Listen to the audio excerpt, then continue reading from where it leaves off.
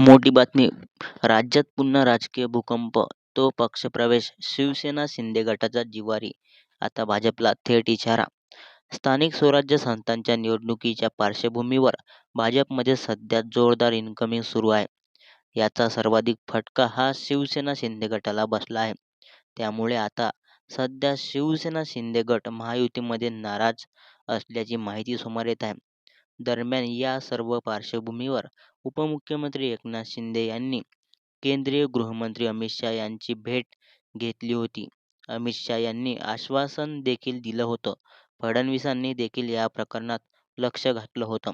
मात्र अमित शहा यांच्या आश्वासनानंतर देखील निवडणूक संपल्यानंतर भाजपला इनकमिंग सुरूच आहे.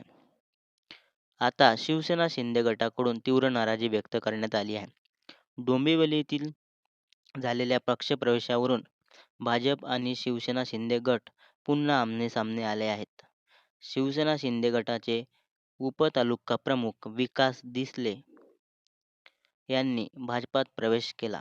दरम्यान यावरून आता शिवसेना शिंदे गटाचे नेते आणि मंत्री संजय शिरसाट यांनी थेट भाजपला इशारा दिलाय.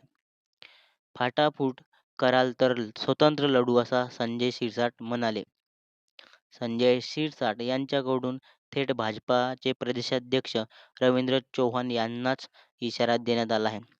तर आम्ही एकाच बदल्यात 4 फोडू असा इशारा त्यानंतर भाजपच्या वतीने संजय शिरसाट यांना देण्यात आला आहे.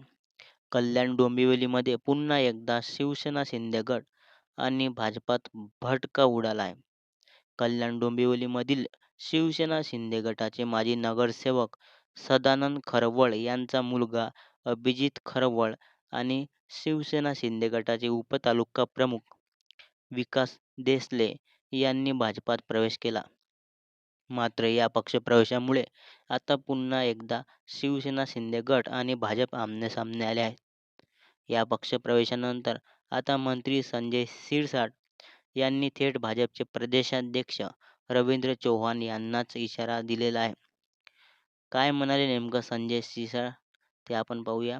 खरं तर रवींद्र चव्हाण यांनी महाराष्ट्र फिरलं पाहिजे, पण त्यांना कल्याण डोंबिवली यांच्या पलीकडचं काहीच दिसत नाही.